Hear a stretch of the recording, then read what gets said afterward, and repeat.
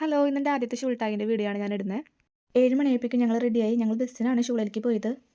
ചെന്നപ്പോൾ തന്നെ ഞങ്ങൾക്ക് സൈൻ ചെയ്യാനുള്ള പേപ്പറുകളൊക്കെ കിട്ടി. ഇന്നലെ എല്ലാവരും സൈൻ ചെയ്ത് കൊടുത്തു. ഞാൻ രണ്ടാമത്തെ ദിവസം ആയതുകൊണ്ട് ഞങ്ങൾക്ക് ഇന്നാണ് കിട്ടിയത്. പക്ഷേ ഇതിൻ്റെ ഉള്ളിൽ ഷൂളയുടെ റൂൾസും കാര്യങ്ങളെല്ലാം കറക്റ്റായിട്ട് എഴുതിയിട്ടുണ്ട്. എല്ലാ ഡീറ്റെയിൽസും ഉണ്ട്. അപ്പോൾ ഞങ്ങളിതെല്ലാം സൈൻ ചെയ്ത് കൊടുത്തു.